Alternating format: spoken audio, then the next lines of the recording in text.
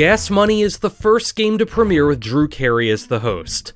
Try to avoid selecting the price of the car until the end, and you'll win the car. Certainly not one of my favorite games, and the start of what is going to be a very difficult stretch. My apologies in advance for what is going to be my least informed era of this Price is Right review segment. Here we go with 5 fun facts about Gas Money. Number 5. It was the final game created by Roger Dobkowitz. Gas Money would be the last game created by the 36-year tenured staff member of The Price is Right. He also wouldn't be around to see it as he would be released from his role before the game's premiere. A real bummer of a way to begin the Carey era of games. Number 4. It was the last game to premiere for 2 years. Gas Money would be the last game to premiere until 2010, leaving a long 2-year gap between games. It almost felt like with this exception, there wouldn't be any more games added to the show after Gas Money, but luckily that wouldn't be the case. Number 3. It plays opposite of 5 price tags. In 5 price tags, the contestant is given 5 prices and must pick the correct one. Here the contestant must pick the wrong price until they reach the correct price. I'd say it's a clunkier gameplay, but the Gas Money bonus makes it so much more worth it. Number 2. Rule change. Until 2009, the contestant would be asked to select the price of the car first, and then that price is separated from the others. Now they're simply asked to wait until the end to pick the correct price. And the number 1 fun fact about Gas Money, it has a 10% win percentage. I might have to go back and remake my video on the top 8 most difficult pricing games and include this one. Won on average once out of every 10 times it's played, this game has an absolutely atrocious win percentage. Still, Gas Money is often played. As to its popularity, well, time will tell on that one. Rat Race is a fun game which features plushes of rats racing down a pretty impressive little track. Guess the prices of smaller items and get a rat in the race. Have your rat win the race and you win the car. Certainly a good time and a fun little watch. Here we go with 5 fun facts about Rat Race. Number 5. It shares its name with one of my favorite movies. Rat Race is an absolutely absurd movie from 2001 where people go racing for money hidden by an eccentric man played by John Cleese. With an all-star cast including Whoopi Goldberg, Rowan Atkinson, Amy Smart, and so many more, it is a thoroughly brainless yet enjoyable hour and a half. Number 4. It was created by Drew Carey. The first game created by the second full-time host of the new Price is Right, Rat Race is notable for its pricing elements bearing similarity to The Power of 10, a show that Carey had hosted around the start of his run as the host of this show. Number 3. It was the last game to premiere with Rich Fields as announcer. In 2010, Rich Fields would be dismissed as announcer of The Price is Right. With many of the old guard changing, it was decided that the show needed an announcer who was well-versed in improvisational comedy. There would be several announcers who would audition before the show's 4th full-time announcer would take his place behind the podium. Number 2. The game can be played perfectly and still lost.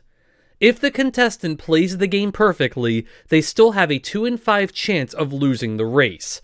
Still, the game has a 40% win percentage, which is much improved upon compared to the 10% win percentage of the last game to premiere, Gas Money. And the number 1 fun fact about Rat Race, the 5 rats are selected from several hundred. The 5 rats chosen to run the race are randomly selected out of hundreds kept in storage. Some rats will do very well, some will fall off the track, and some may never even start. It's a completely random game, but that's what makes it so much fun. Pay the Rent is a brutally challenging game where contestants must place 6 grocery items into a house and add up their totals as they go up the floors. Usually it's easy to walk away with something, but winning the grand prize of $100,000 is almost impossible. Yet, it has been done, and the wins are absolutely spectacular. Here we go with 5 fun facts about Pay the Rent. Number 5. The game was created by Adam Sandler. No, not the actor. The show's director, Adam Sandler, came up with this game. Sandler has been the director of The Price is Right since 2013, and in addition is now co-executive producer of the show. He has won 2 Emmys for his directing. Number 4. It plays similarly to Step Up. Step Up is another game where the contestant must go up levels and are able to stop whenever they want. Much like with Step Up also, Pay the Rent has an absolutely atrocious win percentage. How bad is it? Number 3. It has a 6% win percentage. The downside to having a game with such a huge payoff is that it also comes with a win percentage that is almost unacceptable. With only 6% of contestants walking away with the grand prize, it is tough to get through this game all the way to the top floor. At least there are plenty of options for the contestant to walk away if need be. Number 2. It appeared on the show Scorpion. The game made an appearance on the show Scorpion, where the character of Sylvester Dodd comes up on stage and immediately knows the prices of everything. It's always fun to see The Price is Right end up on other shows, particularly fictional shows like this one. And the number 1 fun fact about Pay the Rent, it is currently on hiatus. Although the game is still listed on the show's official website, Pay the Rent hasn't been played since the show moved to Haven Studios. This is because the set is too large to fit in the smaller area. There have been buzzings of a smaller set being built, but as of recording this video, nothing has come from it. Double Cross is a game that utilizes touchscreen technology, much like the kind of technology I wish 10 Chances would embrace. Slide the prices to their correct positions and you win 2 fun prizes. Short, sweet, and to the point, there isn't a whole lot to say about this one, but here we go with 5 fun facts about Double Cross. Number 5. It's the first game to premiere with George Gray as permanent announcer. In 2011, George Gray became the 4th permanent announcer on The Price is Right. Gray has also been the host of Extreme Gong, Junkyard Wars, as well as the syndicated version of The Weakest Link, just to name a few of his other credits. He is also the survivor of 3 major heart attacks, which is incredible to say the least. Number 4. It shares its name with an unsold pilot. You know I love facts like these. Double Cross is the name of a show from 1975 hosted by Jack Barry that wasn't picked up.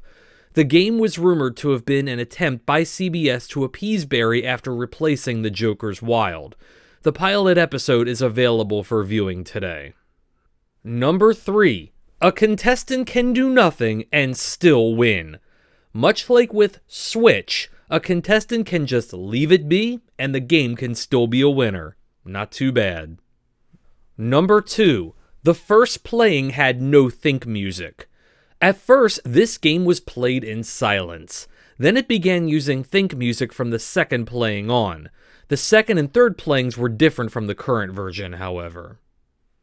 And the number 1 fun fact about Double Cross, it has a 59% win percentage. Double Cross is won more often than not, which is a quick couple of prizes for the contestant to leave with.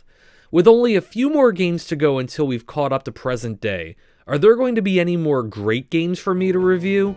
We'll just have to wait and see. Like many people, my experiences as a kid watching The Price is Right stem from being home from school or during summer vacation. So it is absolutely appropriate for The Price is Right to introduce a school-related game with Do the Math. A 50-50 game with a fun little twist and use of modern technology, the contestant must add an amount to a price or subtract the amount. It is a quick but fun watch. That is, if the thought of school doesn't give you PTSD. Here we go with 5 fun facts about Do the Math. Number 5. It was created by Scott Robinson. Robinson was a production assistant on The Price is Right from 2007 to 2013. Sadly, the game he created didn't premiere until after his time with the show came to an end.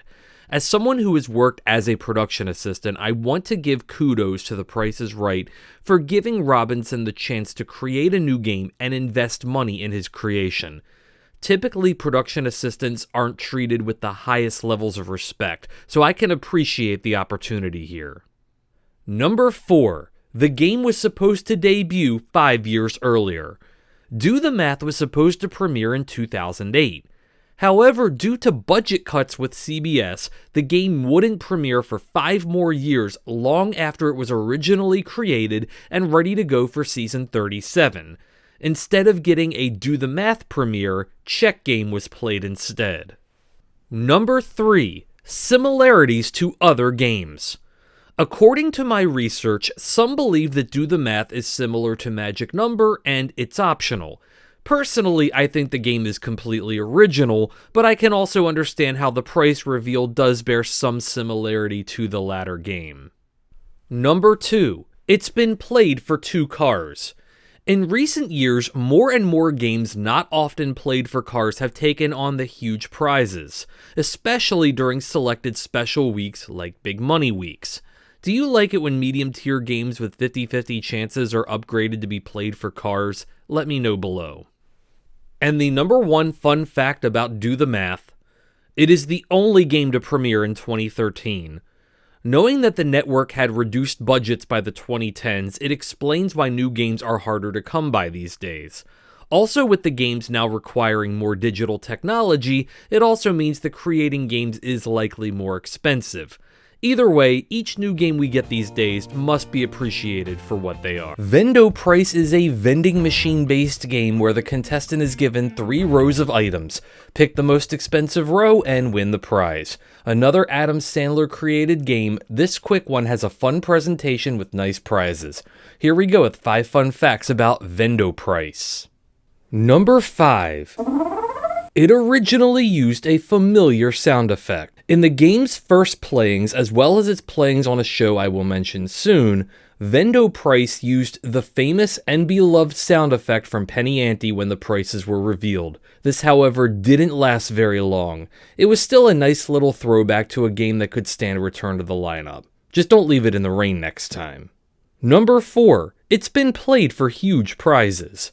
Vendo Price has been known for giving away extravagant prizes during its playings on special weeks. This game has offered huge trips, cars, and even large sums of cash upwards to $40,000. Really anything could be played for in this game.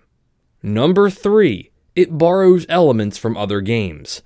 Vendo Price takes the multiple grocery item from Grocery Game or Bullseye and combines it with the selection process of most expensive to create this game, all of which are classic games that are still played on the show as of 2025.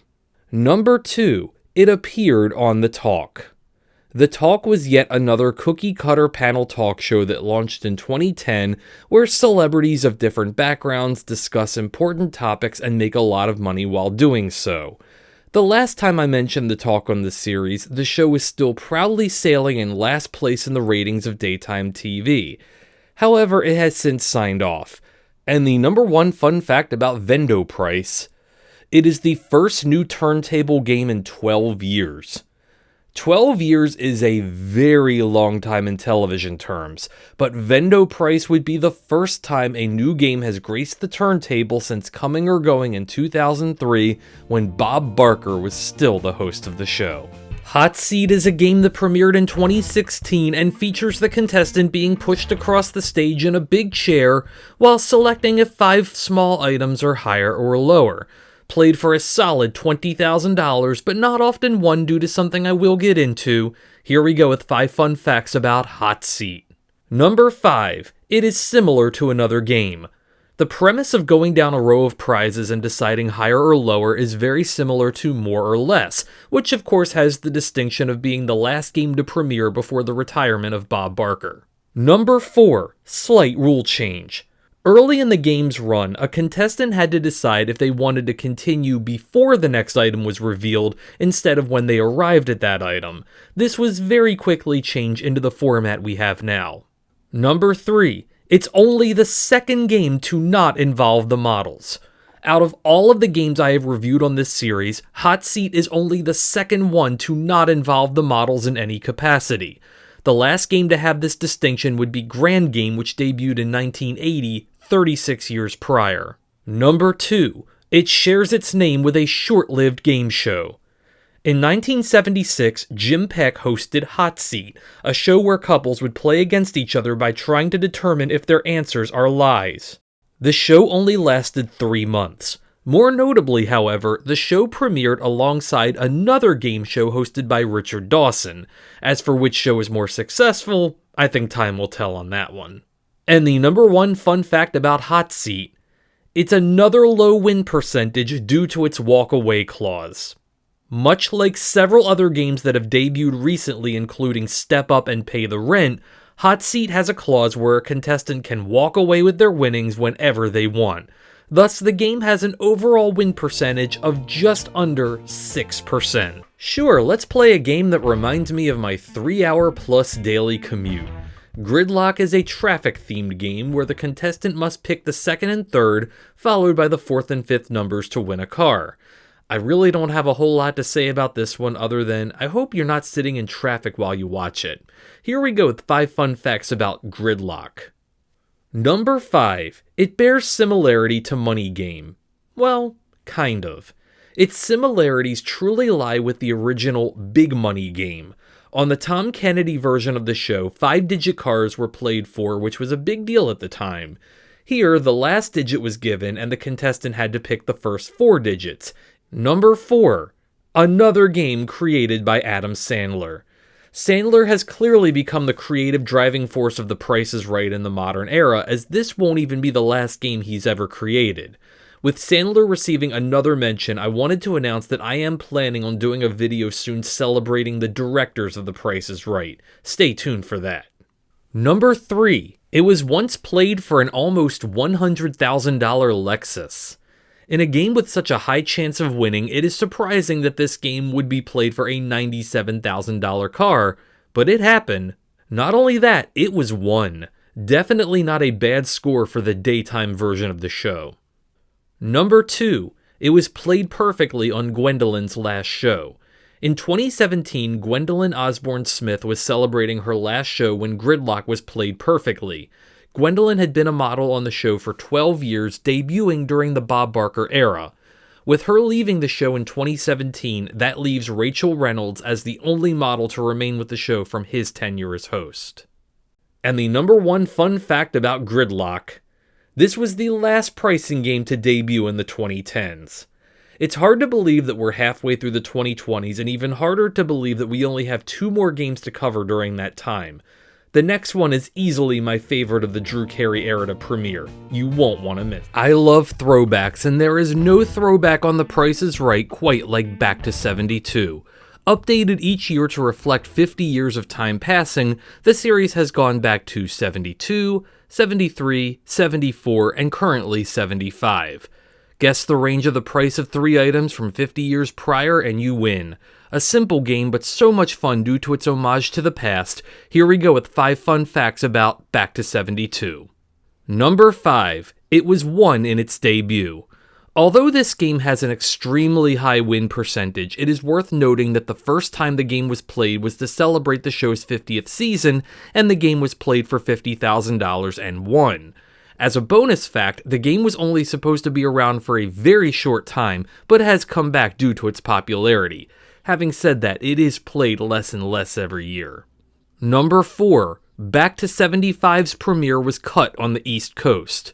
If you were on the East Coast, you missed Back to 75's premiere and its $25,000 win in its entirety due to a special report. Although this time around the news was much more warranted than, say, a Russian collusion special report, which has happened.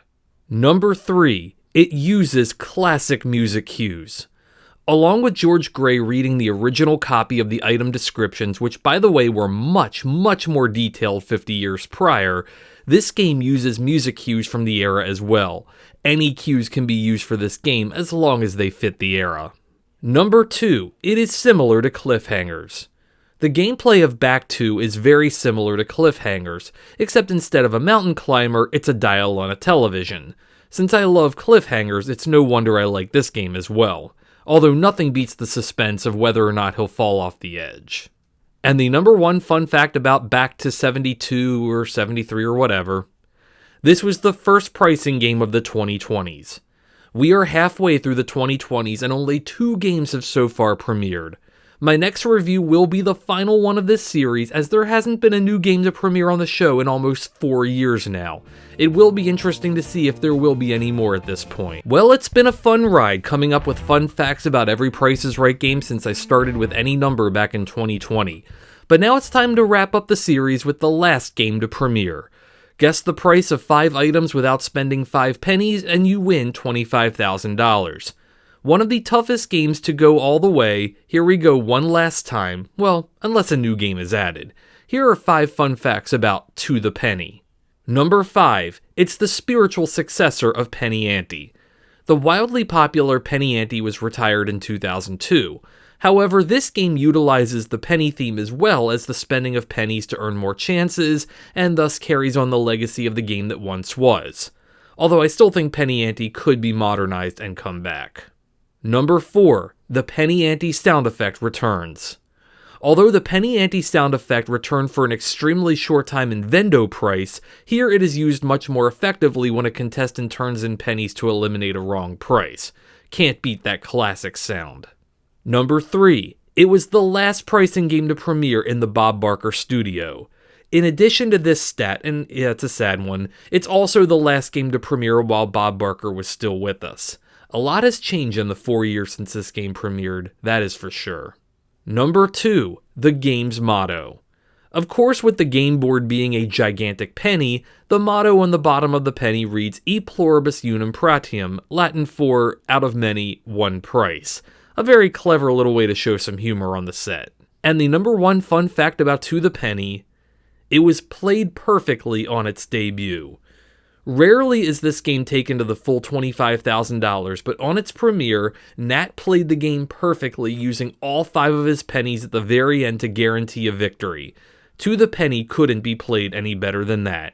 All Pricing Games has returned as the Price is Right has debuted their first new game in 4 years. A really fun new game with the potential to win a lot of money and excellent prizes. Here we go with 5 fun facts about The Lion's Share. Number 5. It's the first game to have an outside sponsor.